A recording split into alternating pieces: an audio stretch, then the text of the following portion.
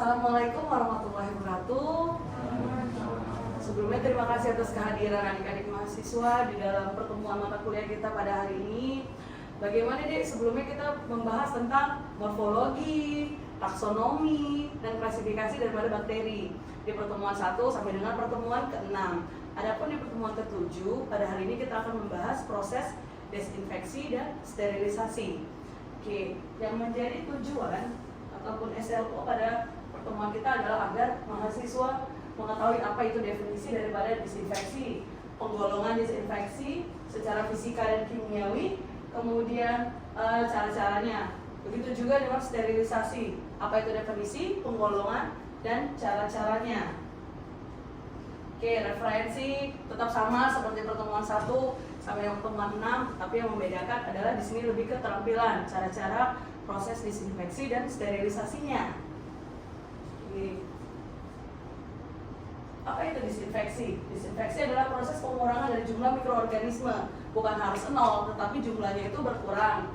Ditentukan sesuai dengan tujuan dan penanganan atau penggunaan lebih lanjut. Bahasa lebih awalnya adalah safe to handle. Tidak berarti bahwa semua mikroorganisme itu dibunuh ataupun dihilangkan. Ada uji kualifikasi yang akan bisa kita buktikan bahwasanya proses kita itu sesuai dengan standar. Nah, disinfeksi terbagi menjadi 2, fisik dan kimiawi. Untuk desinfeksi fisik dibagi menjadi pemanasan, pendinginan, juga radiasi. Pemanasan ada 2 pembagian, pemanasan basah dan pemanasan kering. Pemanasan kering yang paling sering adalah insenerasi dan hot air. Kita masuk ke pemanasan. Nah, pemanasan ada 2 tadi, basah dan kering. Kalau basah dia dengan memanaskan dengan cairan, pasteurisasi yang biasanya pada susu. Kemudian ada juga yang mendidihkan seperti alat-alat medis, minorset, ataupun alat-alat pembedahan yang bisa dididihkan. Tapi kalau tidak bisa, tidak menggunakan proses desinfeksi melalui pemanasan. Kemudian kita menggunakan uap dengan tekanan atmosfer, uap dalam tekanan subatmosfer, dan uap bertekanan. Nah, kalau untuk pemanasan kering terbagi menjadi 2, insenerasi dan hot air. Di mana insenerasi berfungsi untuk sterilisasi, sedangkan hot air bisa untuk disinfeksi juga. Nah, pemanasan merupakan proses transfer panas, terbagi menjadi 3, konduksi, konveksi, dan radiasi. Sama seperti sebelum kita masuk kuliah kedokteran dulu. Konduksi adalah transfer energi panas dari permukaan, konveksi adalah transfer melalui cairan atau gas, sedangkan radiasi adalah transfer energi dari gelombang elektromagnetik. Mekanisme kematian sel, ini yang paling penting yang berhubungan dengan patogenesis dan patofisiologi daripada mikroorganisme yang kita tuju untuk kita steril atau suci hamakan. Nah, mekanismenya yang pertama terjadi denaturasi struktur dan fungsi daripada proteinnya. Lepaslah asam nukleatnya. Kemudian tidak stabil struktur tadi, contohnya mengenai dinding sel dan membran sel, dan pada virus mengenai daripada envelope. Sehingga fungsi dan struktur sel tersebut akan hilang. Jadi mikroorganisme itu sudah tidak punya struktur sel dan tidak berfungsi lagi. Dilanjutkan dengan pelepasan material sitoplasmik, terakumulasi atau terendap, tetapi kan dia tidak berfungsi. Nah, hal itu yang menyebabkan kematian ataupun lisis. Kalau pada virus langsung envelope dan tidak aktif. Oke. Dari sini ada kira-kira yang mau dibahas atau cukup? Cukup paham? Oke. Pemanasan pada beberapa bakteri patogen dilakukan proses sterilisasinya. Contohnya Staphylococcus dan Streptococcus. Pada suhu sekitar 55 sampai dengan 65 derajat Celcius. Tetapi ingat, bakteri kan terbagi 2, menghasil spora dan tidak menghasil spora. Jika bakteri itu menghasilkan spora, akan lebih tahan terhadap proses pemanasan. Yang biasanya pada suhu 55 sampai dengan 65, kita membutuhkan suhu 100 derajat Celcius.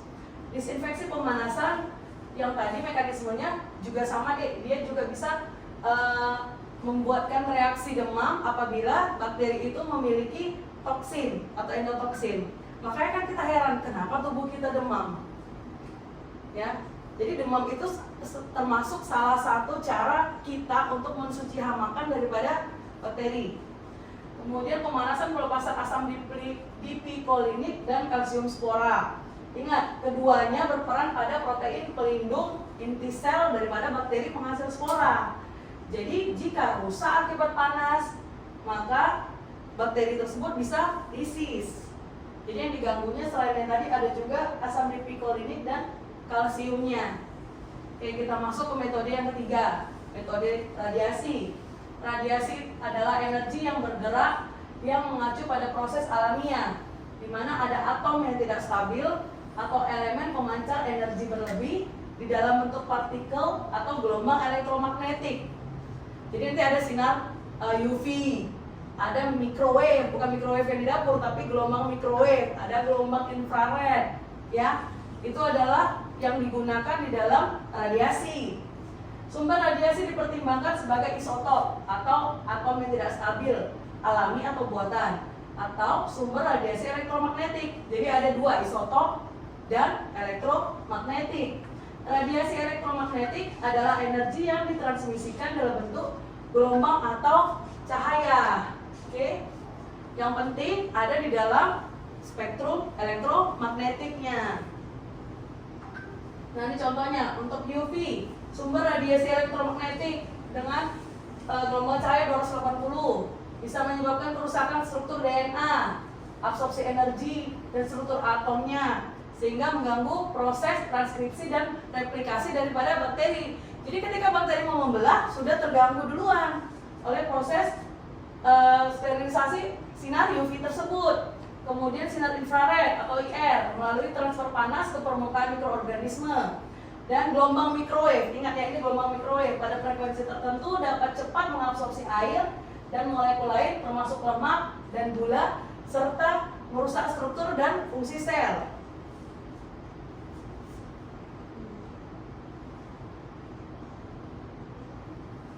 Kemudian selain pemanasan juga ada pendinginan.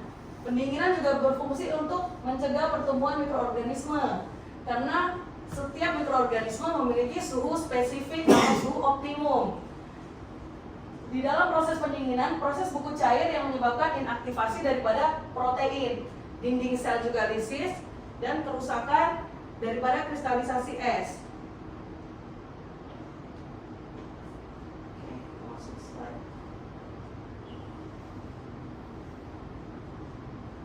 Pendinginan dengan suhu temperatur dingin menggunakan suhu di bawah 10 derajat Celcius atau di bawah 0 derajat Celcius.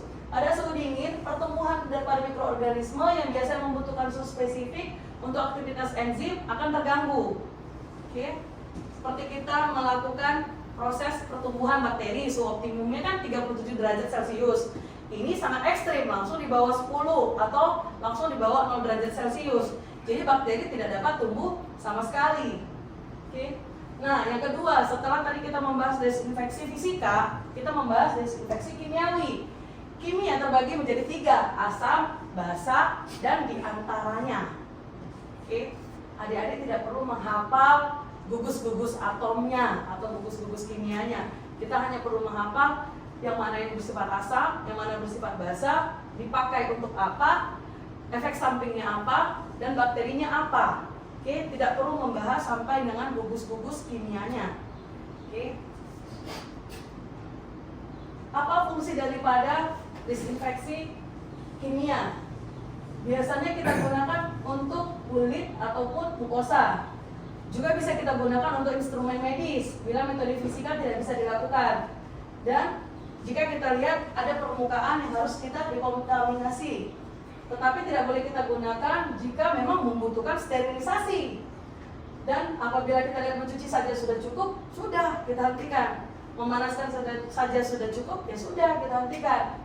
Oke. Dan tidak boleh kita gunakan untuk mencuci ataupun menghilangkan bau tertentu, apalagi di udara, zat kimia tertentu, ya. Yang pertama, dari yang asam kita lihat ada fenol dan senyawanya. Kita bisa menggunakan fenol 5%, tapi ingat bersifat toksik dan korosif. Selain itu, kalau adik-adik lihat di industri rumah tangga kan, di alat-alat pembersih rumah tangga kan ada kresol. Kita tetap harus mengingatkan seseorang yang menggunakan kresol untuk tetap menjaga tangannya, minimal APD kita katakan, dan tidak terhirup terlalu lama. Oke, karena kresol ini lebih efektif daripada fenol. Kemudian ada juga cairan lisol, bersifat korosif sama. Selain itu ada juga klorofenol dengan merek dagang Hekolin. Oke. Ingat, toksik terhadap kulit juga sama dan bersifat korosif. Yang biasanya kita benar-benar menggunakan pada air, jika kita mandi kita lihat airnya kotor, ataupun pada saat kita mencuci baju, kita lihat cucian kita itu perlu disterilkan, yang paling sering kita gunakan adalah Dettol. Ingat ya, yang di huruf besar itu adalah merek dagang. Nah, Dettol ini memiliki konsentrasi yang lebih tinggi, 2,5 sampai dengan 5%. Selain itu, golongan fenol lainnya ada hexachloroprofen yang bersifat sebagai bakterisidal terhadap bakteri gram positif, tetapi kurang aktif pada gram negatif.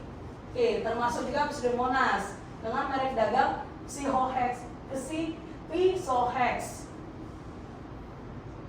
Oke, yang kedua, alkohol. Alkohol juga bisa asam, ya. Oke, contohnya adalah etanol. 60% efektif terhadap virus. Kemudian isopropil alkohol bersifat antiseptik.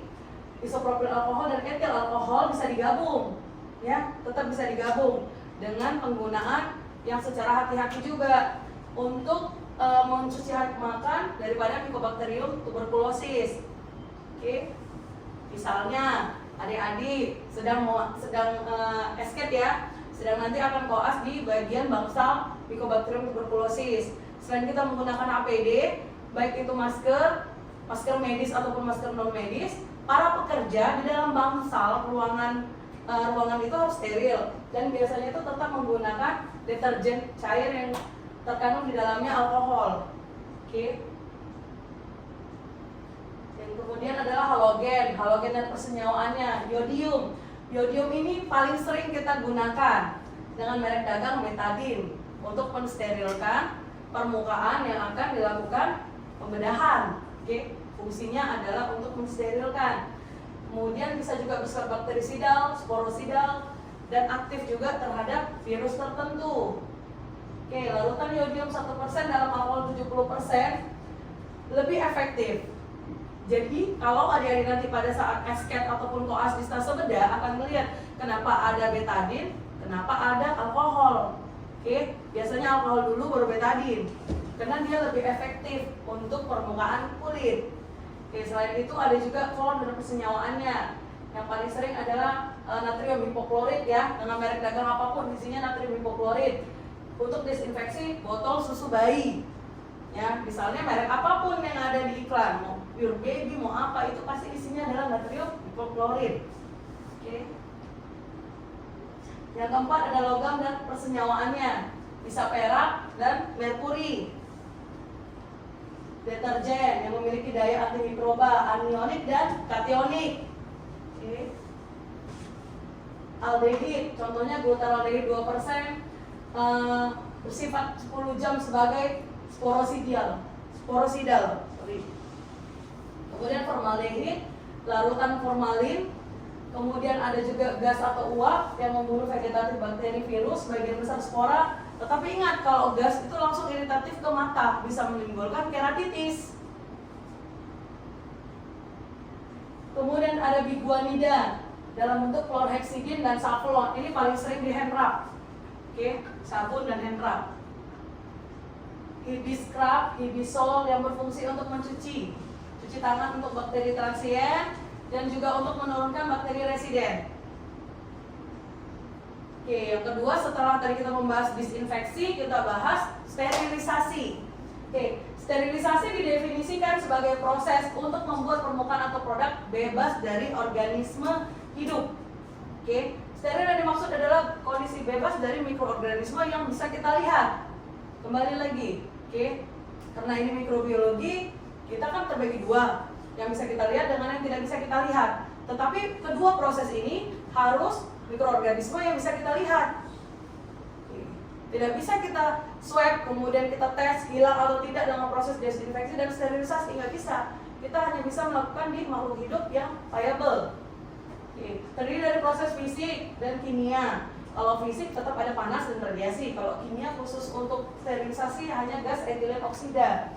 Kemudian ada dua metode dasar, overkill dan bioburden. Ini berhubungan biasanya dengan menjaga standar sterilnya rumah sakit, PPI biasanya. Oke, sterilisasi membutuhkan investigasi terdiri dari analisis bahan sterilisasi itu sendiri, dan definisi penggunaan bahan dalam proses sterilisasi standar untuk aplikasi tertentu.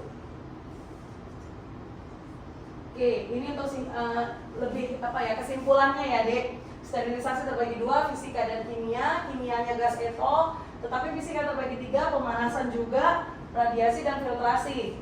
Nah, pemanasan dengan sinar UV, radiasi dengan sinar gamma, ini yang lebih sering sekarang ya, terutama setelah pandemi. Banyak orang yang menggunakan HEPA. HEPA itu dari apa cara kerjanya? Ternyata dari sinar katoda. Oke. Ada HEPA dia seperti kipas angin yang diletakkan di ruangan-ruangan tertentu, di sekolah, di tempat rapat. Nah, itu kan mulai boomingnya pada saat pandemi. Ternyata menggunakan sinar katoda juga. Oke. Nah, ini dia gas etol, khusus yang kimia, gas etol. Dia bersifat bakterisidal dan sporosidal. Dia bisa berbentuk cair, bisa juga berbentuk gas. Tetapi ingat, mudah terbakar dan karsinogenik. Biasanya kita pakai untuk gigi, alat bedah kateterisasi, dan efektif membunuh mikroorganisme, bakteri, virus, dan jamur. Dengan suhunya biasanya maksimal 30 sampai dengan 60 derajat Celcius. Oke, apa sekarang perbedaannya?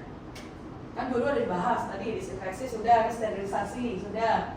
Disinfeksi membunuh mikroorganisme penyebab penyakit dengan bahan kimia atau secara fisik. Dua-dua ada kimia, dua-dua ada fisik. Oke, untuk mengurangi kemungkinan terjadinya infeksi. Sedangkan sterilisasi cara untuk membebaskan sesuatu dari mikroorganisme yang tidak diharapkan. Oke, yang pertama dia untuk membunuh mikroorganisme, yang kedua adalah caranya. Oke, sekian presentasi dari saya.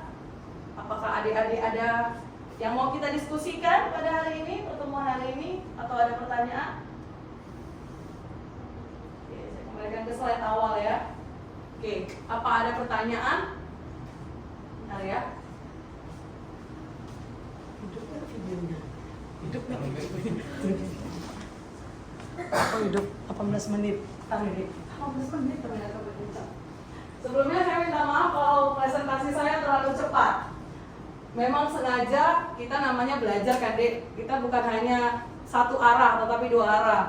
Oke, presentasi saya kalau terlalu cepat biar kita bisa berdiskusi tentang apa yang mungkin menjadi pertanyaan atau yang biasa di kehidupan sehari-hari, tapi kita nggak tahu ternyata itu proses disinfeksi, proses sterilisasi. Kita anggap itu biasa-biasa saja. Tapi ternyata itu kedua proses tadi kita lakukan tanpa sadar sehari-hari. Dan jika adik-adik nanti ketemu pasien atau pada saat koas nanti di rumah sakit ketemu sesuatu, apa yang harus dilakukan untuk proses sederhananya?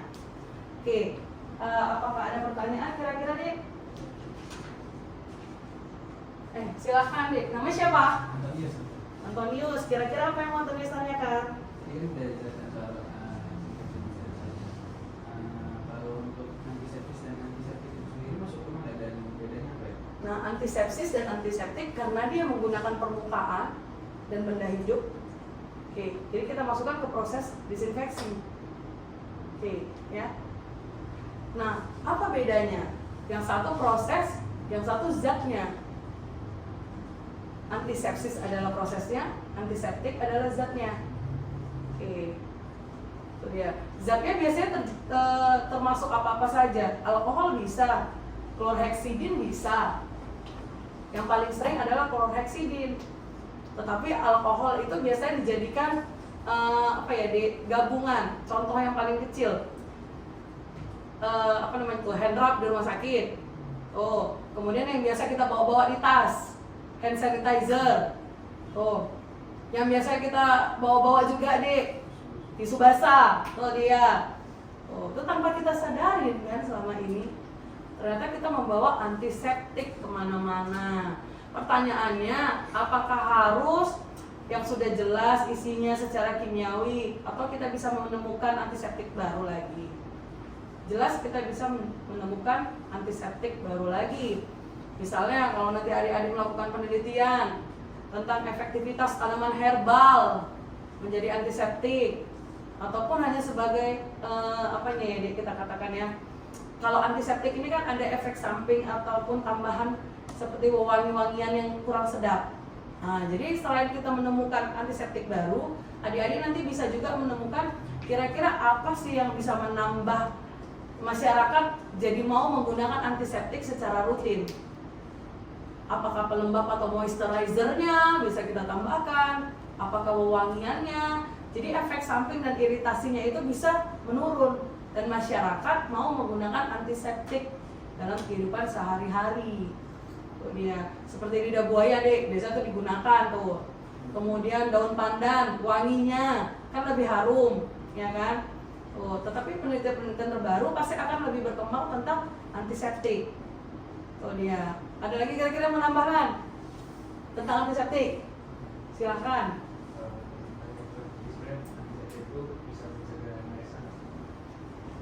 Kalau MRSA kita harus tahu dulu deh, itu adalah bakteri yang resisten. Staphylococcus aureus yang resisten. Jadi Staphylococcus aureus itu kan ada di kulit. Tetapi MRSA itu juga ada di kulit, biasanya pada pasien-pasien yang lama berbaring di ICU. Oke, itu kalau yang MRSA di kulit bisa kita gunakan antiseptik. Ingat, antiseptik hanya di permukaan kulit dan mukosa. Ya, kita tidak membahas MRSA di darah, nggak mungkin kita sterilkan atau desinfeksi darahnya kan, Dek. Nah, yang pertama kali harus kita lakukan adalah pencegahannya. Kalau pencegahannya dari awal bagus, kita tidak akan terinfeksi. Minimal tidak ada kolonisasi pada saat imunitas kita turun. Nah, tetapi kalau kita memang negatif, hanya ada ketakutan-ketakutan tertentu, misalnya perawat, dia kerja di ICU, radiografer, dia harus melakukan on-site, bawa alat radiologinya itu ke ICU. Kemudian agar alatnya tidak membawa kuman MRSA ke pasien poliklinik rawat jalan, apa yang harus dia gunakan? Sterilisasinya apa yang harus dia gunakan? Nah, kalau untuk antiseptik, kita bisa menggunakan chlorhexidine. Biasanya ada di dalam hand rub, hibiscus rub itu ada. Oh, biasanya tidak ada di dalam sabun. Sabun yang biasanya dijual-jual di pasar secara komersial itu tidak ada. Memang harus kita baca komposisinya, ada chlorhexidine-nya. Bukan kita gunakan di hidung, kan kita kan takut ada kolonisasi MRSA di hidung. Itu lain lagi ya, Dek. Jangan gunakan antiseptik kulit ke hidung, ya. Nanti malah iritasi. Kalau hidung lain lagi, adik-adik bisa menggunakan antibiotik seperti contohnya salep mupirocin. Tetapi kalau di kulit, adik-adik bisa menggunakan antiseptik chlorhexidine. Oke, nggak semua sabun mengandung chlorhexidine. Kembali ke situ lagi. Biasanya adalah hand rub. Oke, ada lagi nggak kira-kira pertanyaan? Apakah ada parameter khusus untuk menilai efektivitas dari dilakukan sterilisasi atau desinfeksi? Oke, parameternya ada 3. Indikatornya bisa indikator kimia, bisa yang D value, bisa yang Z value.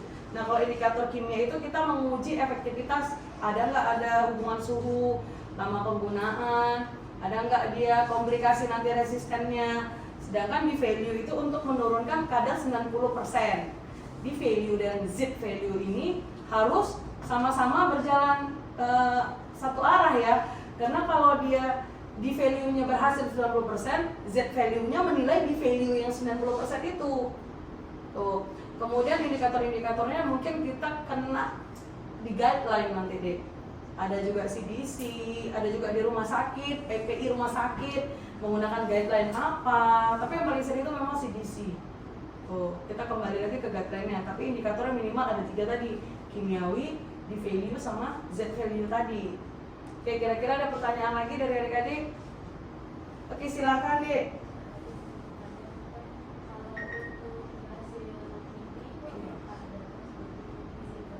Nah, yang perlu kita antisipasi kan nih, kalau Mycobacterium tuberculosis itu Indonesia termasuk yang paling tinggi. Nah, biasanya bakteri pasiennya sekedar batuk-batuk di atas 3 minggu berdahak. Kalau nggak batuk berdarah, dia tidak akan tahu kalau dia Mycobacterium tuberculosis. Itu dulu pentingnya kan. Kemudian kalau pasien itu tidak tahu, dia tidak akan mengisolasi dirinya. Kemana-mana dia batuk, kemana-mana dia bersin, tiba-tiba menularkan di dalam rumah, di tempat umum, di pegangan pintu, di pegangan bus. Itu yang kita bahayakan. Nah, secara idealnya ada untuk desinfeksinya. Kalau kita bicara secara ideal ya, Dek, kita bisa menggunakan etil alkohol atau etanol. Kemudian kita bisa menggunakan natrium hipoklorit, formaldehid, glutaraldehid, fenol ataupun lisol. yang paling gampang Lysol dengan cairan pel. Cairan pel itu pun bisa kita juga jadikan cairan di lap. Jadi seperti di tempat-tempat rapat, di pegangan pintu, ya udah Lysol itu dulu. Tuh, tapi kita tetap menggunakan sarung tangan ya, karena tadi kan ada efek korosifnya. Tuh, jadi kita gunakan sarung tangan, lap basah itu kita letakkan Lysol, kita sterilkan lah tempat-tempat yang kira-kira dilewatin oleh pasien yang kita suspek TB. Tetap suspek ya Dek, kecuali ada hasil positif ataupun negatifnya. Nah, selain daripada Mycobacterium tuberculosis, apa sih yang kira-kira kita takutnya tinggi, dia nggak sadar menularkan? Hepatitis dan HIV. Nah, kalau hepatitis bisa nggak dok? Sebenarnya dok bisa, HBsAg-nya bisa, dari hepatitisnya bisa. Itu mirip penanganannya dengan kita pada pasien Mycobacterium tuberculosis yang tadi. Cuma bedanya nanti dia ada iodofor bisa digunakan, isopropanolol bisa digunakan, sama klor bisa digunakan, dan natrium hipoklorit pada alat makan bayi dan anak. Agak terbantu kan sebenarnya. Ternyata ada yang bisa kita gunakan untuk mendesinfektan daripada wadah makanan anak-anak ataupun botol susu pada anak. Untuk hepatitis B, hepatitis B pun kita nggak tahu deh gejalanya, karena dia komplikasi tahap akhirnya adalah sirosis hepatis ataupun CA. Nggak mungkin kita mensuspekkan seseorang, sedangkan nggak mungkin juga kita menerima misalnya orang datang harus tes hepatitis dulu, kan tidak mungkin sama sekali. Nah, yang paling rentan kan kita takutnya adalah di makanan, alat makan dan alat minum susu bayi dan anak-anak. Tuh, apalagi di playgroup kah atau tempat daycare penitipan anak, itu yang kita nggak tahu, itu yang paling bahaya. Untungnya natrium hipoklorit bisa digunakan. Untuk yang satu lagi di HIV, nah di Indonesia juga cukup tinggi kan. Bisa nggak sebenarnya desinfeksi dan sterilisasi? Bisa, tetapi cukup lebih rumit lagi. Dia membutuhkan hidrogen peroksida sebagai tambahannya. Yang sebelumnya kita gunakan di virus hepatitis B juga tetap bisa digunakan. Oke. Paling itu sih yang lebih awam ya, hepatitis B, Mycobacterium tuberculosis, dan HIV untuk di wilayah Indonesia ini. Oke. Kira-kira masih ada pertanyaan atau cukup untuk mata kuliah kita pada hari ini? Tadi kira-kira ada lagi pertanyaan tambahan deh. Kapan cairan ataupun desinfektan ataupun antiseptik menjadi resisten? Oke, bisa saja. Kan tadi kita menggunakan dua, fisika dan kimia. Nah, kalau yang fisika umumnya tidak akan menyebabkan resistensi, tetapi yang kimiawi bisa terjadi resistensi. Kita menggunakan kimia kapan, Dek? Nah, kimia biasanya kita gunakan pada permukaan ataupun mukosa, permukaan kulit ataupun mukosa. Di permukaan kulit dan mukosa sangat banyak mikroorganisme. Mikroorganisme yang berada di mukosa dan kulit berpotensi pasti untuk terjadi resistensi ataupun replikasi, perubahan genetik, tergantung juga genetik daripada hostnya. Ada yang sebelah-sebelahan deh, satu rumah, ayah dan ibunya sama, satu resisten dan satu tidak resisten. Itu ada lagi nanti farmakogenotipnya lagi, dia akan lebih ke genetiknya. Oke. Tetapi kalau untuk fisika biasanya jarang terjadi resistensi. Contoh paling sering adalah klorheksidin. Klorheksidin bisa saja penggunaannya terus-terusan jangka waktu lama, maka si bakteri tersebut sudah mengenalinya, sudah adaptif, akhirnya resisten.